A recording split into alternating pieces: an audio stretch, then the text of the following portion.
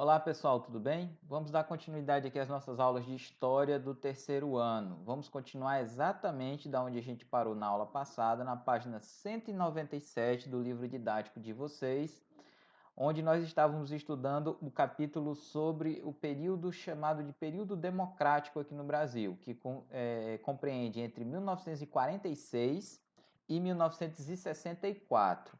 Esse período ele é chamado assim, né, fazendo uma revisão da nossa aula passada, porque foi um período que houve uma certa estabilidade democrática no Brasil, depois de muitos períodos de instabilidade, que a gente pode colocar assim desde a fundação da República, que é fundada com um golpe de Estado, que é a Proclamação da República em 1889. Ela vai passar por um período das oligarquias comandando o país, logo depois dos dois primeiros governos militares. E depois dessa oligarquia, a partir de 1930, começa um período de grandes convulsões políticas, né, com a chegada do Vargas ao poder, que também vai chegar com um golpe de Estado. Depois vão ser 4 anos de governo provisório, 4 anos de governo constitucional, depois o Estado Novo, ou seja, uma grande junção de períodos de convulsão política, onde estava tendo sempre alguma revolta, alguma condição para que não houvesse uma democracia plena no país. Isso acontece apenas a partir de 1946, com as eleições e uma nova Constituição sendo votada pelo Congresso. E aí esse período ele vai ser muito breve, vai ser apenas de 46 a 64, que é o que a gente está estudando nessa nossa aula aqui. Porque a partir de 64, de novo, a normalidade democrática ela vai ser interrompida com o golpe da ditadura civil-militar, tá? Mas vamos terminar esse capítulo que a gente viu o início, né, com a primeira eleição do Dutra. Depois a gente começou a viu o governo Vargas, o governo democrático do Vargas, e depois o governo JK, que é o que a gente parou aqui exatamente na construção de Brasília, né? A gente estudou quando Brasília foi construída, né? Ela foi inaugurada em 1960, a importância dos trabalhadores que vieram do norte e do nordeste para trabalhar ali naquela região do centro-oeste, né? E fundaram a cidade de Brasília. E a gente terminou exatamente aqui. Então vamos continuar aqui com os impactos do governo do Juscelino Kubitschek, tá? Então vamos lá, acompanhem aqui comigo. Os estudiosos apontam que a política desenvolvimentista de JK trouxe ao Brasil vários benefícios, mas também uma série de problemas. Vamos ver quais foram. Os benefícios, né? JK estimulou o estabelecimento de multinacionais no Brasil, o que barateou o preço de alguns bens de consumo, como automóveis. Lembrando, multinacionais, galera, são empresas que são de um país, mas elas se deslocam também para outros países para criar, né, as chamadas filiais, né? Então, por exemplo, uma empresa americana dos Estados Unidos que vai para outro país, né? No caso aqui, como a gente está falando de empresas automobilísticas, né, chegaram várias empresas aqui dos Estados Unidos, né? Vai chegar também a alemã, né, que é a Volkswagen. Então isso barateou o preço de algumas coisas, como no caso de automóveis, né, mas a gente vai ver também que teve outras consequências. Continuando, a construção de Brasília contribuiu para o projeto de integração nacional, diminuindo a influência do eixo Rio-São Paulo sobre as demais regiões. Isso daqui é mais ou menos verdade, tá? Esse eixo Rio-São Paulo, até hoje ele ainda é muito poderoso. Claro que a gente tem que ter uma noção que há 50, 60 anos atrás, ele era muito mais forte, ou seja, não havia oportunidades de trabalho suficiente para a maioria das pessoas das regiões norte e nordeste. Então era muito comum que há 50 anos atrás, jovens da idade de vocês, né, 17, comecinho da vida adulta para 18 anos, elas largassem tudo que tinham no norte e no nordeste e fossem com a cara e com a coragem para ir tentar morar no Rio de Janeiro ou em São Paulo, porque lá havia mais oportunidades de emprego, havia várias indústrias, várias fábricas, então era um pouco mais fácil de tentar ganhar a vida. em regiões como o Norte e Nordeste, havia pouquíssimas fábricas, pouquíssimas indústrias, né?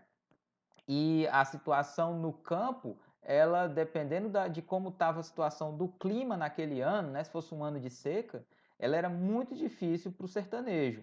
Então era muito comum que essas pessoas buscassem ir para esse chamado eixo Rio-São Paulo. Essa frase aqui de que diminuiu, aumentou essa integração nacional em parte, tá? Isso aqui, na verdade, não foi tão assim bem estabelecido. Esse eixo Rio-São Paulo ele ainda continuou muito forte entre os anos 70, 80 e 90. Só depois dos anos 90 que os estados do Nordeste, Norte e Nordeste, começam a se desenvolver mais, a trazer mais condições de trabalho e as pessoas deixam tanto de migrar, fazer essa migração que ainda existe para o eixo Rio-São Paulo, só que diminuiu bastante nos últimos 15, 20 anos.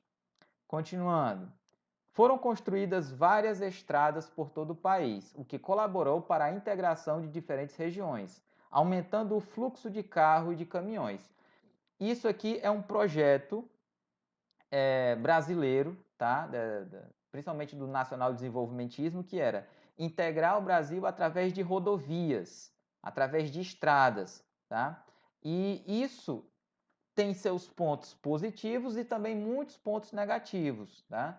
Porque os pontos negativos, né? Você vai integrar, né, o Brasil em todo, só que o Brasil ele é muito dependente dessa estrutura rodoviária. Se vocês lembrarem, algum tempo atrás a gente teve uma greve de caminhoneiros que praticamente parou o país, porque toda a concentração de cargas que são levadas no Brasil, elas são quase que exclusivamente de caminhões. Então, se você tem uma greve dessa de caminhoneiro, você para a produção no Brasil, para o transporte. Sendo que se houvesse uma diversificação, né, tivesse uma malha ferroviária também bem forte, não ficaria tão dependente dessa questão aqui rodoviária, ou seja, do transporte por caminhões. Então o Brasil ele é dependente disso aqui e se os caminhoneiros quiserem, eles conseguem parar o Brasil porque eles deixam os locais sem mantimentos, sem alimentos, sem remédios, tá? E eles podem aí reivindicar melhores condições para a sua categoria. Continuando,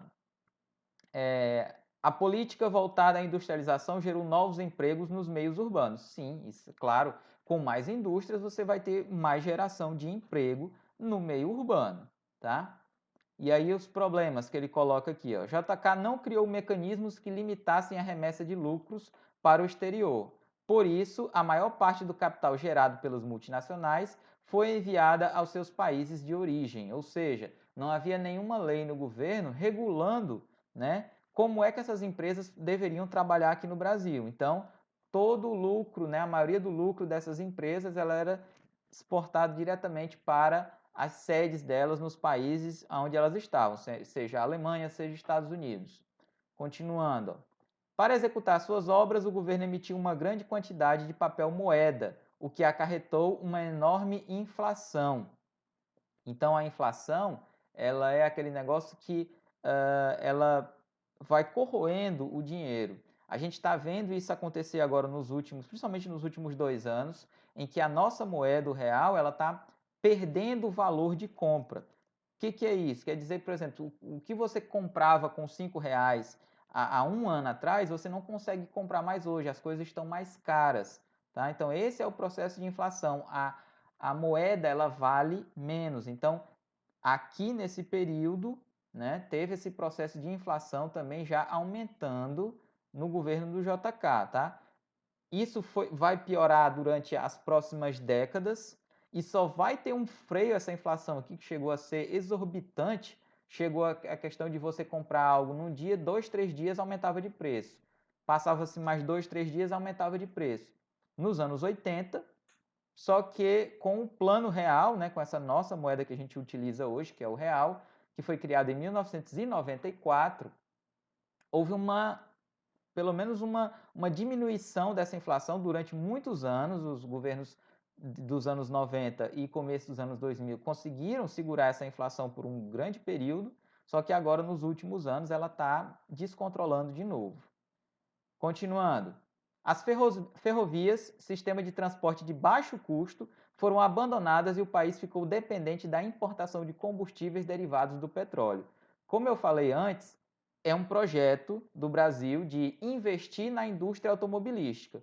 Chamou essas empresas que vieram de fora, empresas como a Volkswagen, como a Ford, a Chevrolet, e essas empresas quando vieram para cá, né, em contrapartida ganharam do governo um projeto em que você aumenta as rodovias no Brasil para que todo o transporte seja feito através de caminhões, de carros e caminhões, e aí o governo abandonou as ferrovias, que eram um transporte de baixo custo, para que essas empresas pudessem vender cada vez mais caminhões, cada vez mais carros, carretas de carga, tá? Então, é um projeto que visava facilitar a vida dessas grandes empresas e que acabou engessando a economia do país apenas nas rodovias e não tem uma outra forma de escape da produção. Não tem ferrovias, não tem por embarcações, tá? Então,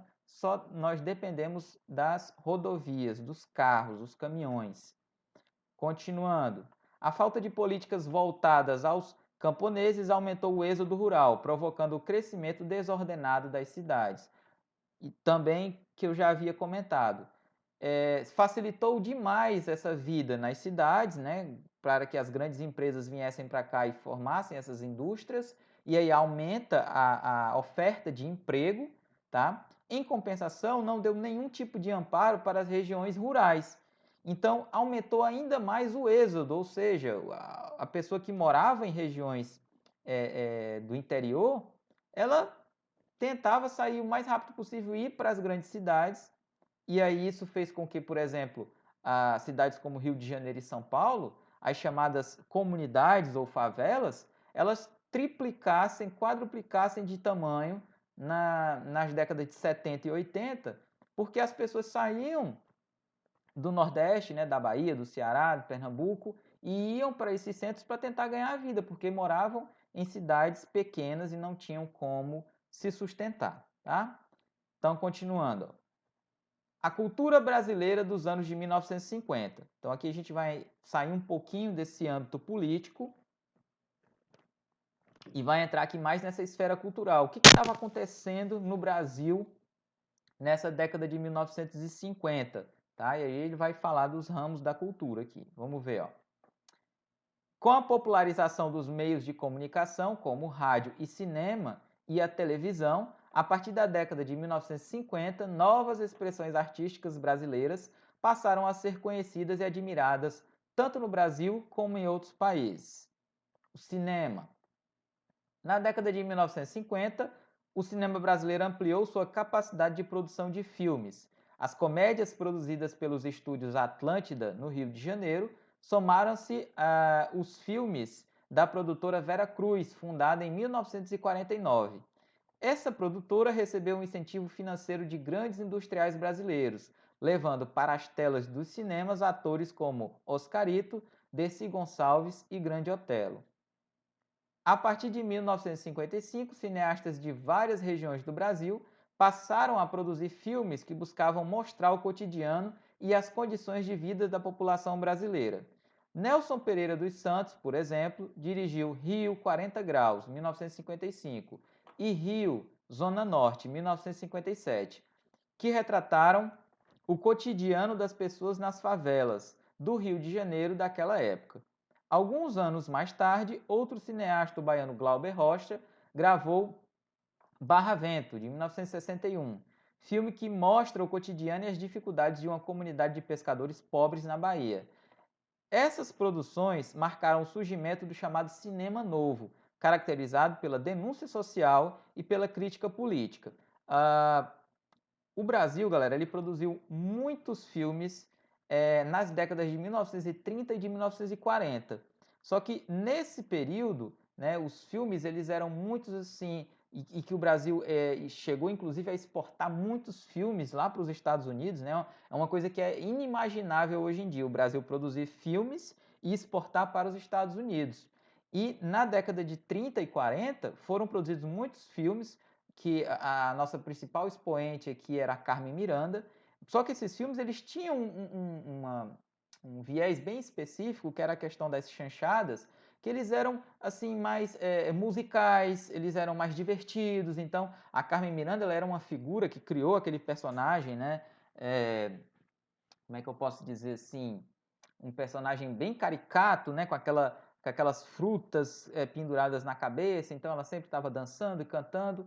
Aqui na década de 1950, com esse cinema novo, esses produtores eles vão investir em algo que não havia ainda no Brasil, que era mostrar a realidade do trabalhador, mostrar a realidade das pessoas mais pobres. Então, esses exemplos aqui que o autor coloca são exemplos de um cinema realmente novo, por isso que ganhou esse nome aqui, e ele trabalhava muito com essa questão da crítica social. Então, mostrar uma comunidade pobre lá no interior da Bahia, né, e mostrar, olha, o Brasil não é aquela coisa bonita que era mostrada nos filmes, só nos filmes da Atlântida lá, com as pessoas ricas e dançando e se divertindo, não. No Brasil tem muita gente pobre sofrendo e precisando de amparo, tá?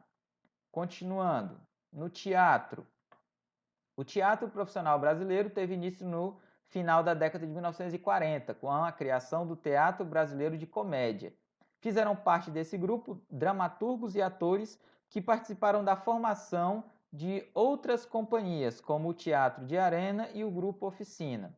Nesse período destacam-se dramaturgos como Nelson Rodrigues, Ariano Suassuna, que é o criador do Alto da Compadecida, né, que é aquele filme que todo mundo adora, né, que tem o João Grilo, o Chicó, José Celso Martínez, além dos autores Paulo Altran, Cacilda Becker, Tônia Carreiro, Raul Cortez, entre outros. Tá? Aqui a gente tem uma fotografia da atriz, né, Cacilda Becker, em 1958. E nesse período dos anos de 1950 é que vai surgir um dos meios de comunicação em massa mais populares que surgiram nos últimos anos, tá? A gente tem que entender que, por exemplo, o cinema, ele até era popular e continua sendo muito popular até hoje, mas o cinema ele tem aquela desvantagem que era a pessoa se deslocar da sua casa para ir num determinado local para assistir uma obra, né, cinematográfica. Então, você ia no cinema para ir ver um filme. Claro que antigamente, né, galera, era muito comum também entre os filmes se colocarem pequenos noticiários, né? Então tinha notícias, tá? Só que a televisão ela vai trazer uma comodidade bem maior, porque vai ser algo que vai estar na sua casa. A gente tem que ter uma noção também, tem que avaliar que toda tecnologia, quando ela surge, ela é bem restrita, tá? Porque toda tecnologia nova, ela tende a ser mais cara. Então, quem é que vai ter acesso à televisão logo no início, na chegada aqui no Brasil, nos anos de 1950? Claro que as pessoas mais ricas. Só depois que ela vai se popularizar. Vamos ver aqui como é que foi essa chegada da televisão no Brasil. Ó. Em 1950 foi inaugurada na televisão de São Paulo a primeira emissora na cidade de São Paulo, a primeira emissora de televisão brasileira, a TV Tupi, do empresário Assis Chateaubriand. Nos anos seguintes foram instalados estúdios televisivos em diversas cidades brasileiras. Inicialmente só havia programas noturnos, porém em poucos anos as emissoras ampliaram sua programação também para o período diurno. Faziam parte da grade de exibições telejornais, como Repórter Esso e Edição Extra, teleteatros, telenovelas e programas de auditório, como Rancho Alegre e O Céu é o Limite. Por que essas programações aqui no início elas eram apenas noturnas, tá, galera? Porque no início eles ainda não tinham a tecnologia para a gravação a gravação dos programas televisivos. Então, esses programas eles eram feitos ao vivo. Então era assim, era como se fosse um grande teatro. Então era lá de noite, tinha os programas e tal, eles exibiam à noite.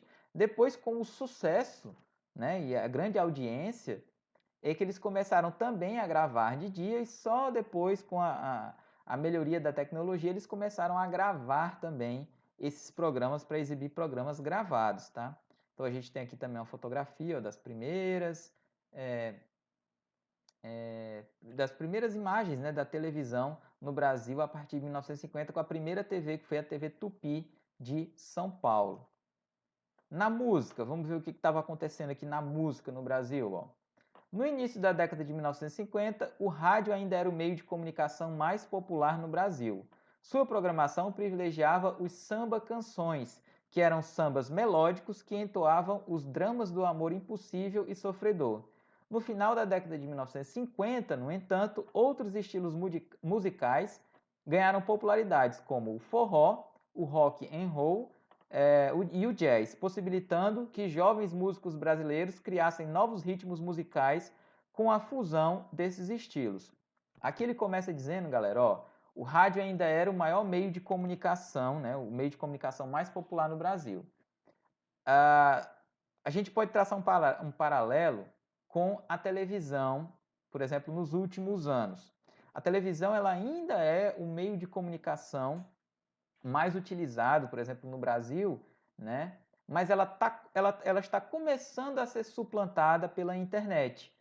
Já, com certeza vocês e muitos dos parentes de vocês, pessoas da idade de vocês, né, adolescentes, já assistem bem pouco televisão e assistem muito mais, né, canais no YouTube, canais na internet, porque você tem uma variedade de programação muito maior e você pode ver o que você quiser, você pode escolher o que você quiser. Nesse período aconteceu mais ou menos a mesma coisa. O rádio ainda era o meio de comunicação mais acessado, né? E mais acessível também, né? Das duas maneiras, acessado e acessível, porque, como eu falei, toda tecnologia nova, quando ela chega, ela é bem mais cara. Então, poucas pessoas tinham acesso à televisão. E aqui o rádio ainda era esse meio de comunicação, né?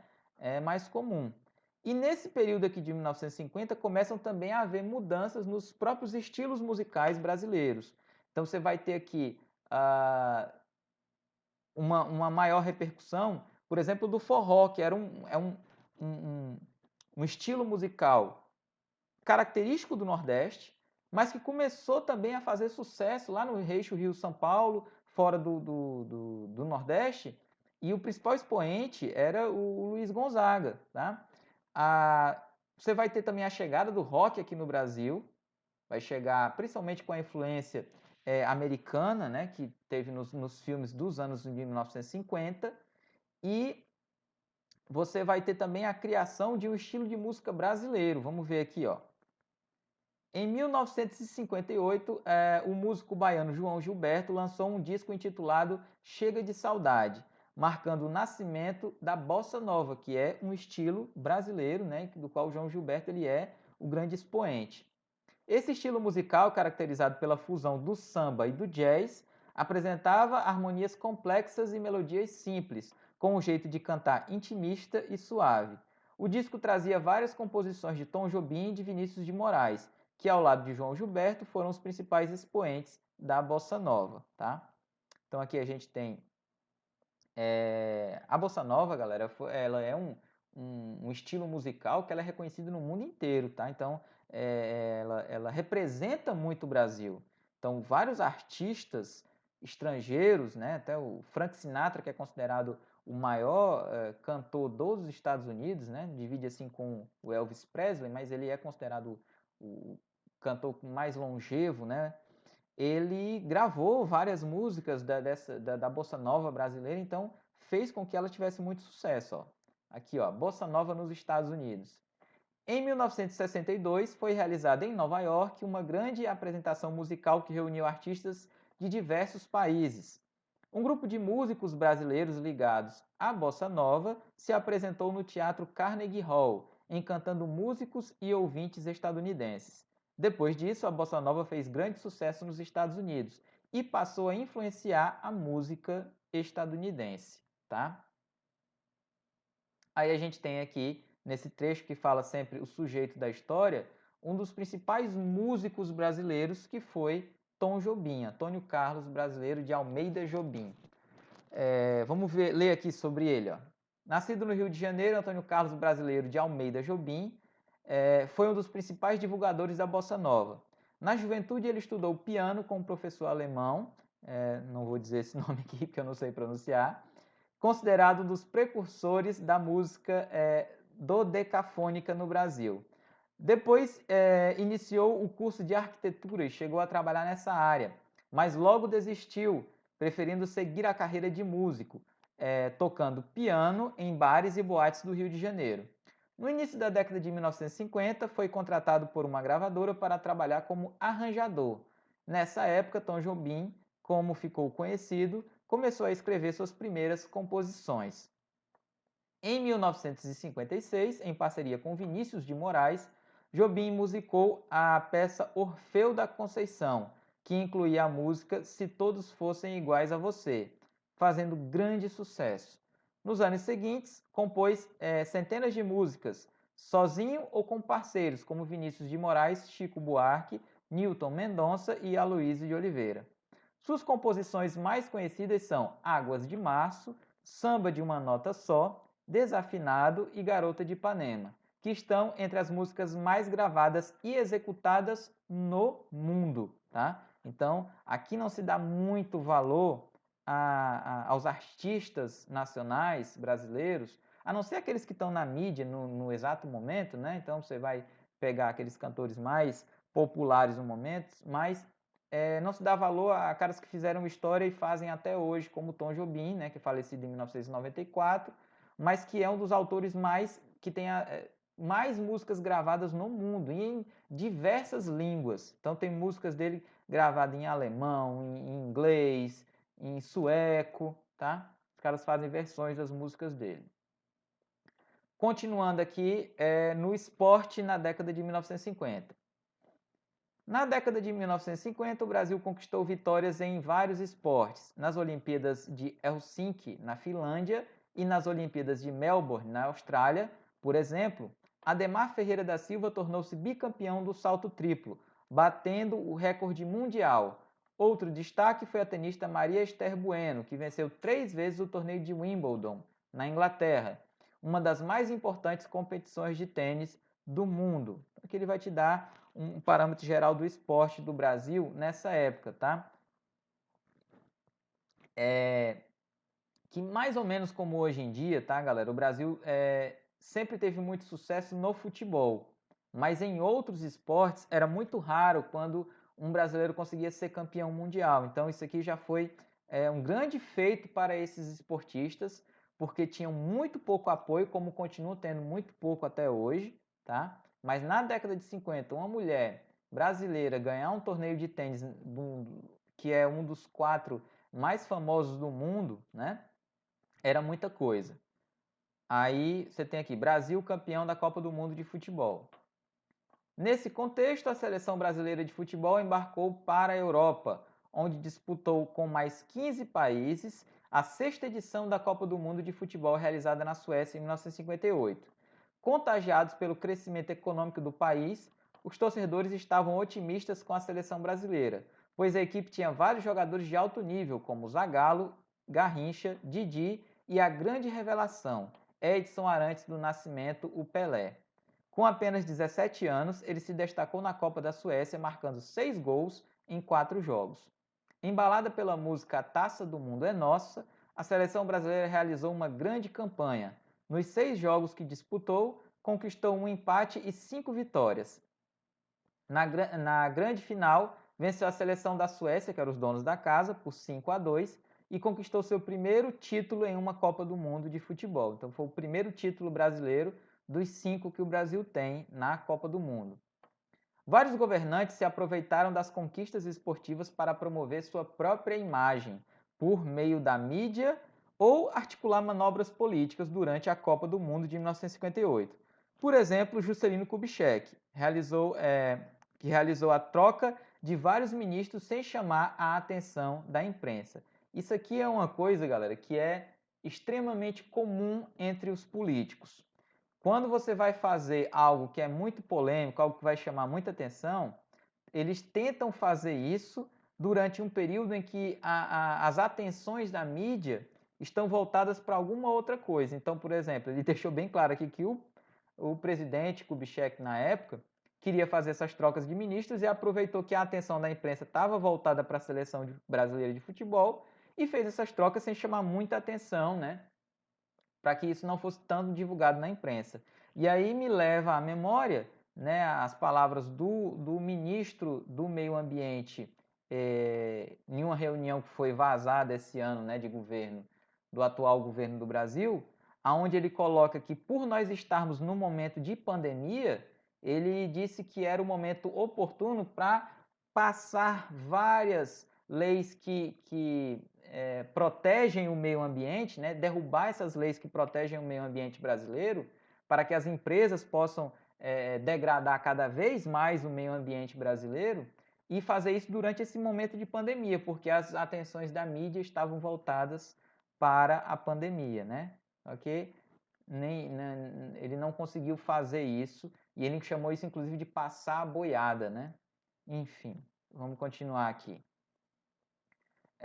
O próximo presidente, né, depois do Juscelino, vai ser o Jânio Quadros, tá? Então vamos ver aqui o que aconteceu nesse período. Ó. A política de Jânio Quadros.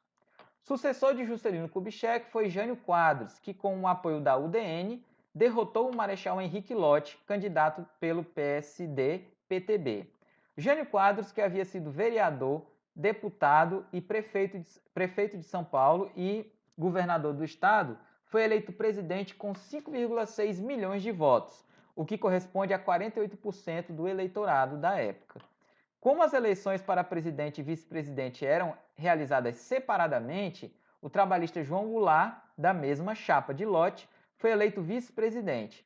O presidente e seu vice tomaram posse em Brasília no dia 31 de janeiro de 1961.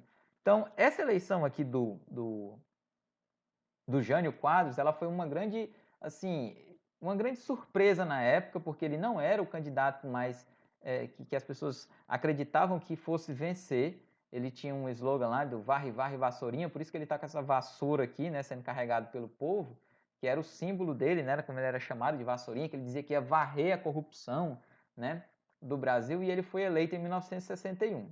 Continuando, ó. Jânio conquistou a simpatia das classes médias e de lideranças militares, defendendo a moralização das instituições políticas e o combate à corrupção.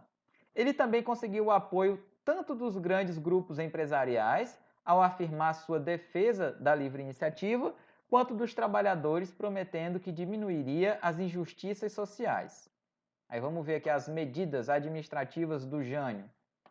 A política interna de Jânio Quadros foi conservadora e repleta de medidas polêmicas, como a proibição das corridas de cavalo em dias úteis e a regulamentação das regras dos jogos de cartas nos clubes. Então ele já mexeu com algo que era muito polêmico na época. Então, isso aqui é uma marca lá do Rio de Janeiro, essas corridas de cavalos, né, que as pessoas apostam dinheiro, elas acontecem sempre lá no Rio de Janeiro. Então ele mandou proibir essas corridas de cavalo e regulamentar jogos de cartas nos clubes, né? Então ele mexeu já com uma classe média mais alta que tinha isso aqui como a sua diversão.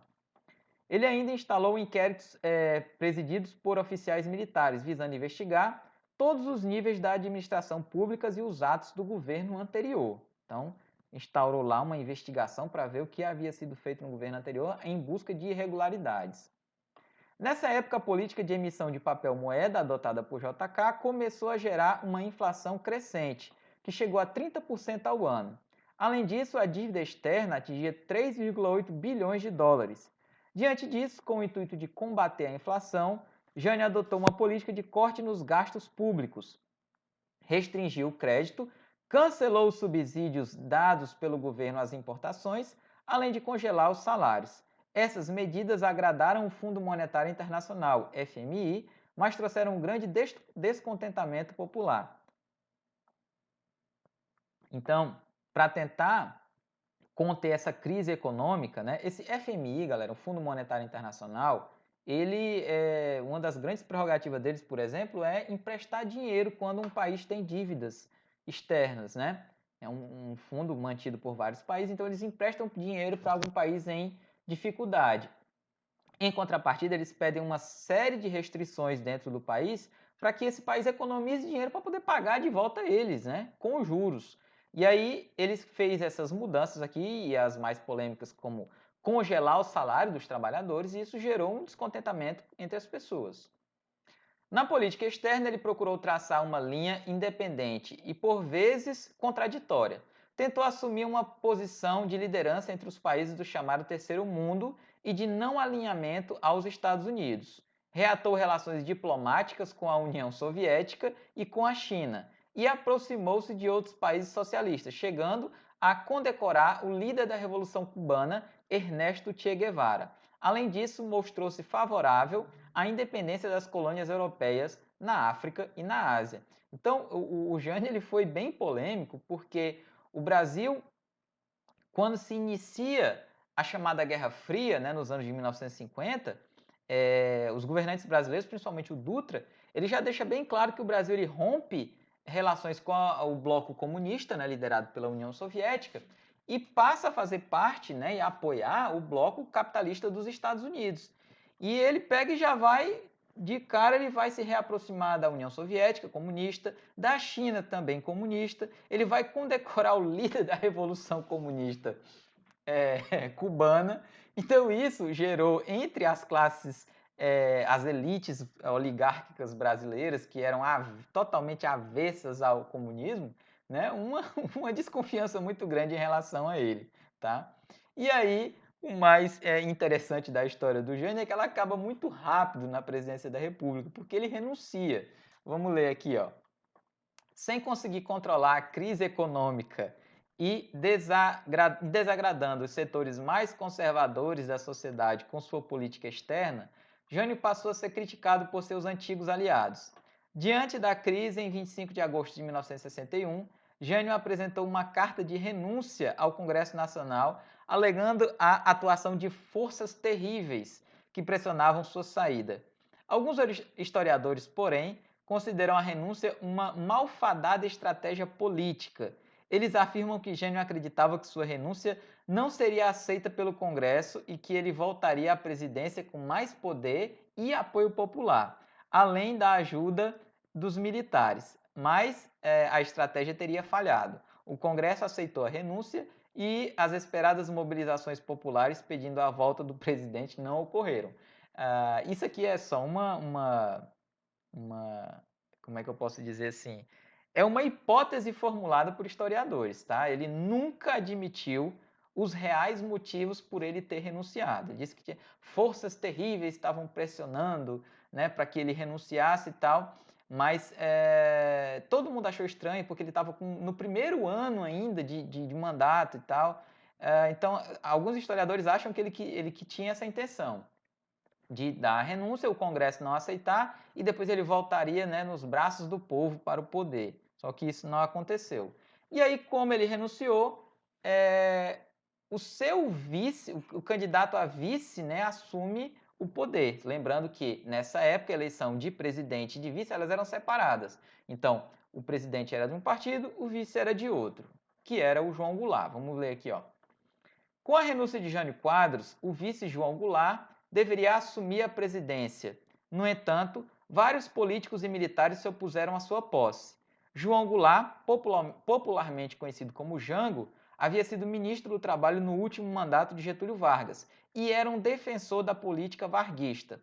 Além disso, sua posse era vista pelos militares como uma brecha para infiltração de ideias socialistas, uma vez que Jango era considerado um político de esquerda. Aí já diferente do Jânio Quadros, o João Goulart, que tinha esse apelido de Jango, tá? Não vamos confundir, tá, galera? Jânio Quadros foi o presidente, eleito em 1961. O vice dele era o João Goulart, que era chamado de Jango. Então não confundir Jânio com Jango.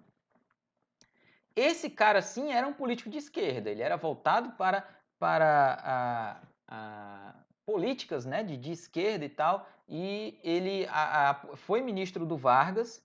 Então as elites brasileiras da época estavam assim, não queriam aceitar de jeito nenhum que esse cara assumisse a presidência da República, porque eles viam que era uma maneira de que o socialismo iria entrar aqui no Brasil. Lembrando que por muito tempo o socialismo foi colocado como um partido ilegal aqui no Brasil. O Partido Comunista ele foi colocado sempre na ilegalidade. Então essas elites elas estavam loucas nesse período, né? No momento em que Jânio Quadros renunciou, Jango estava em visita oficial à China e por isso a presidência foi assumida interinamente pelo presidente da Câmara dos Deputados, Ranieri Mazzilli. Jango foi proibido de voltar ao Brasil por questão de segurança nacional. Porém, o governador do Rio Grande do Sul, Leonel Brizola, conseguiu o apoio dos chefes militares e de grupos civis em defesa da posse do vice-presidente. Essa mobilização ficou conhecida como Campanha da Legalidade. Então, olha só, quando o presidente renuncia, né, o vice estava na China, né, mantendo relações diplomáticas com a China, né, que o próprio Jânio já havia iniciado essas relações diplomáticas com a União Soviética e com a China, que eram países socialistas na época, e o presidente da Câmara, ele tenta já dar um primeiro golpe de Estado aqui, impedindo que o vice assumisse o poder, tá? Então, é até uma coisa que tem que ficar bem clara, na maioria dos livros didáticos a gente vai ver o período que vai acontecer após esse governo aqui do João Goulart, ele é chamado de ditadura militar. Só que as revisões mais corretas, elas já colocam que não é ditadura militar apenas, é ditadura civil-militar.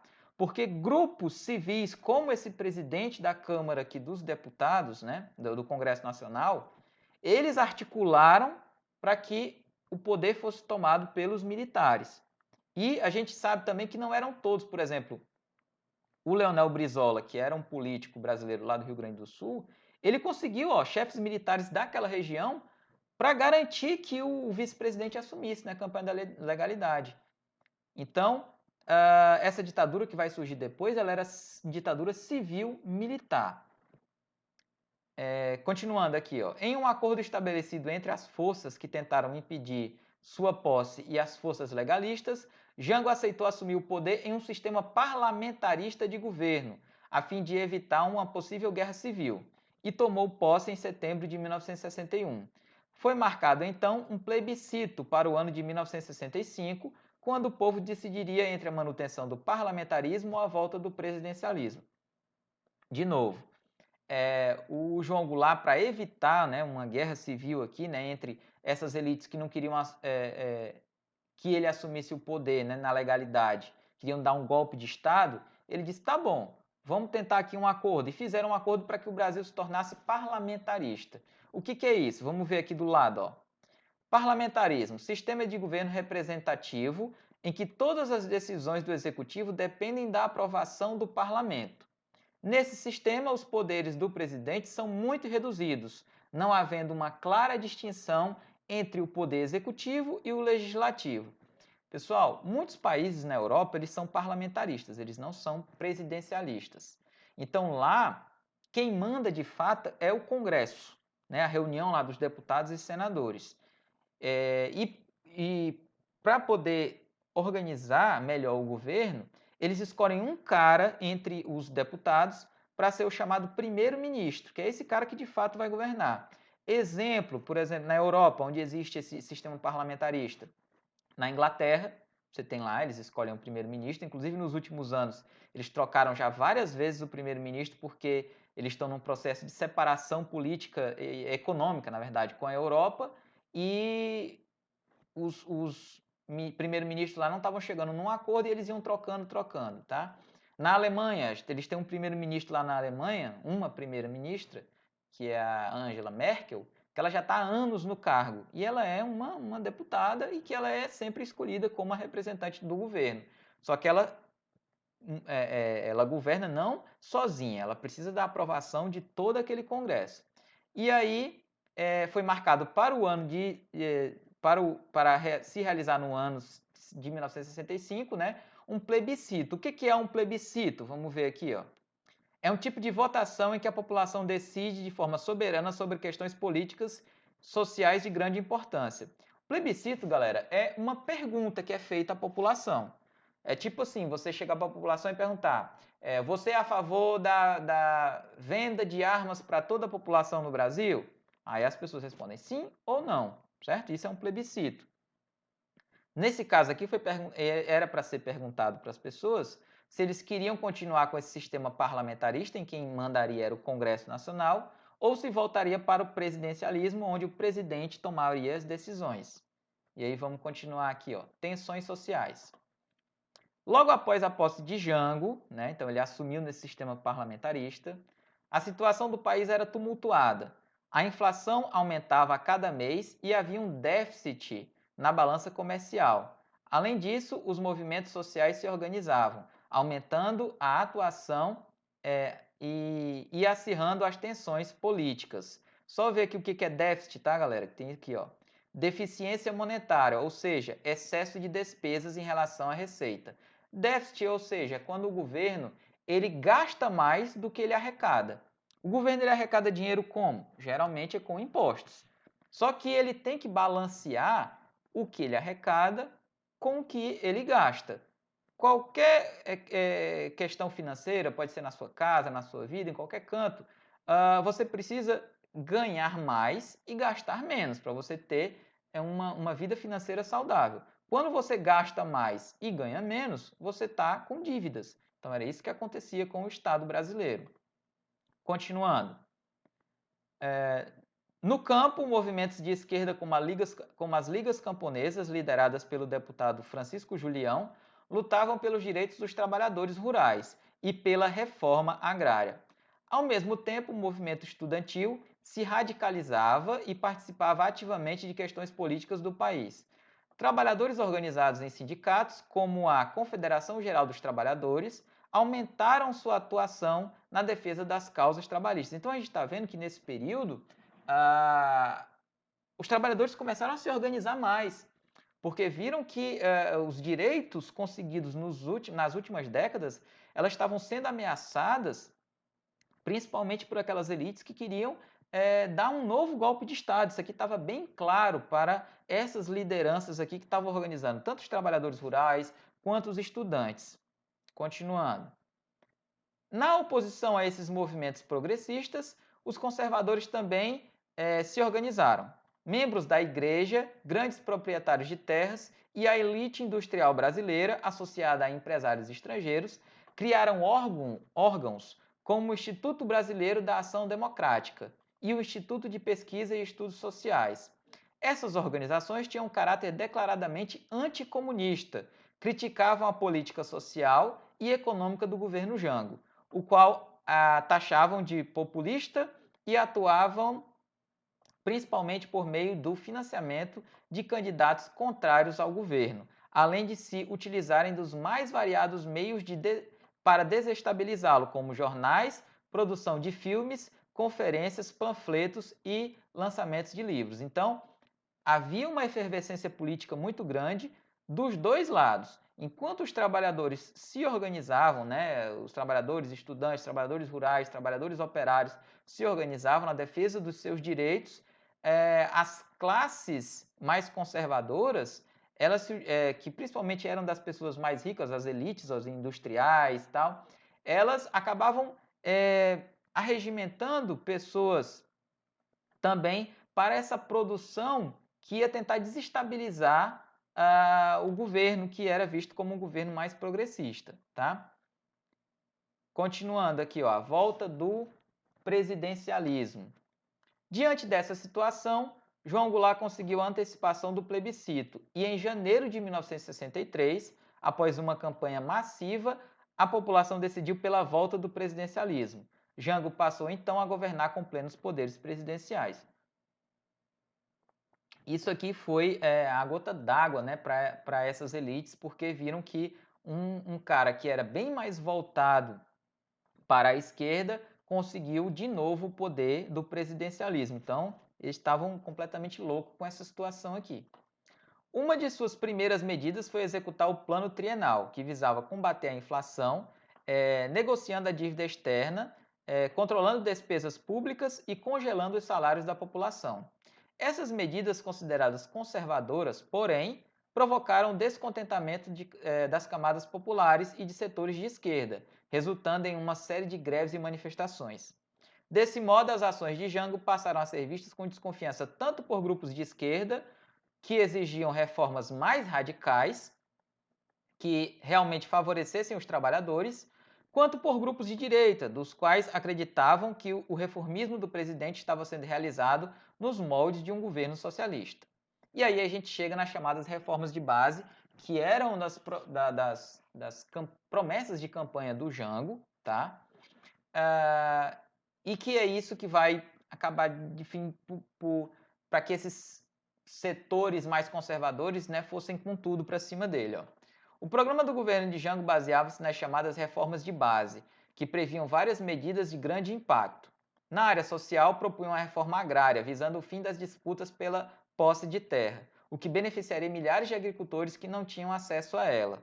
Então, só essa questão aqui de querer fazer uma reforma agrária já desagradou os grandes industriais, os grandes donos de terras no Brasil, que a gente sabe que uma reforma agrária aqui no Brasil não vai acontecer nunca, porque ela precisa ser votada num Congresso Nacional, onde os maiores donos de terra e grileiros do Brasil estão lá dentro. Então eles não vão cortar da carne dele e tirar as terras que eles têm para fazer uma reforma agrária. Então, isso aqui nunca vai acontecer no Brasil e o político que tentar fazer isso aqui, ele vai ser derrubado, tá? Como o Jango vai ser aqui.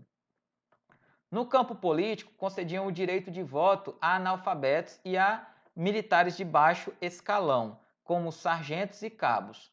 Na economia, as medidas tinham um cunho nacionalista e propunham a estatização de empresas concessionárias de serviço público, da indústria farmacêutica e dos frigoríficos, além da regulamentação da remessa de lucros das empresas estrangeiras para o exterior. Além disso, previam estatização de refinarias de petróleo privadas que passariam a ser administradas pela Petrobras. Então, olha o tanto de medidas que esse cara queria fazer que eram mais voltadas para o socialismo. Então, esses caras, esses grandes industriais, você pode ver que as medidas aqui, nenhuma é para atingir o pequeno trabalhador, o pequeno proprietário, não. São todas para atingir as grandes indústrias, o capital estrangeiro que se aproveitava do Brasil há muito tempo. Então, é essa galera aqui das elites que vai articular a queda do João Goulart, tá? Só para a gente terminar aqui, galera, ó. O fim do governo Jango. As reformas de base provocaram a reação das elites, principalmente do setor agrário e industrial, ou seja, aqueles donos de indústrias que iam ser taxados pela grana que eles conseguiam, né, com as multinacionais deles aqui no Brasil, e os donos de terra que tinham medo da reforma agrária. Essas elites, aliadas à classe média que até hoje continua da mesma maneira, né? A classe média no Brasil, ela acha que eles são ricos. Eles acham que eles são os grandes industriais. Então, eles nunca estão do lado do trabalhador. A classe média ela está sempre do lado da elite, sendo que eles não fazem parte da elite.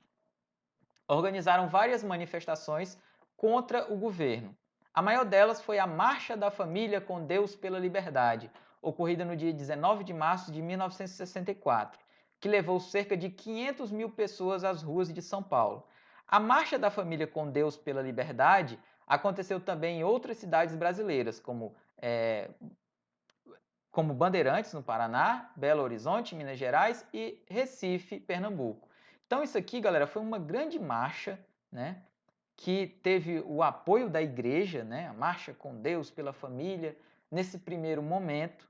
A igreja depois ela vai reconhecer o erro e muitos padres, principalmente os padres das comunidades mais pobres do interior do Brasil, eles vão se dar conta, né, de como isso foi um erro anos depois com a repressão gigantesca que a ditadura vai imprimir na sociedade brasileira. Mas nesse primeiro momento aqui, essas milhares de pessoas foram às ruas aqui no dia 19 de março de 64, pedindo, né, o fim do governo do João Goulart, que era um governo comunista, que ia acabar com o Brasil e assim por diante. Então, foi o golpe, quando ele acontecer, né, ele é um golpe organizado por uma ala de militares, mas ele também vai ser muito apoiado pela sociedade civil nesse primeiro momento. Tá? Assim, a manifestação civil deu respaldo aos militares que organizaram um golpe de Estado, que foi deflagrado no dia 1º de abril de 1964, ocupando as ruas das principais cidades brasileiras. Deposto, João Goulart se refugiou no Rio Grande do Sul e, em seguida, ele fugiu para o Uruguai. Ele vai se exilar no Uruguai. Então, o presidente ele vai ser deposto e, novamente, no Brasil, vai ocorrer um golpe de Estado, como aconteceu em 1930, como aconteceu em 1937, como aconteceu em 1889. De novo, não é seguida a normalidade democrática no Brasil. Né? No caso, de novo, os militares vão lá e vão tirar um presidente da República. E aqui vai ser um dos piores períodos da história democrática do Brasil, porque a partir daqui, em 1964, uma junta militar vai se organizar para administrar o país, vão ser escolhidos generais, né, para serem os presidentes da República durante um período de 21 anos, e vai ser o período em que a democracia no Brasil ela vai ser completamente aniquilada, onde as pessoas não vão ter os seus direitos respeitados, onde não vai ter um congresso para se votar as leis, e esse período todo a gente vai estudar a partir das próximas aulas, tá bom, pessoal? Então, é isso, ó. Vamos ficar por aqui hoje o conteúdo, ó, aqui já é a atividade que vocês vão ter que fazer, tá? E na próxima aula a gente inicia o conteúdo da chamada ditadura civil-militar, que aconteceu no Brasil entre os anos de 1964 e 1985, tá bom? Então é isso, pessoal. Espero que vocês tenham aproveitado aqui a aula e até a próxima aula. Tchau!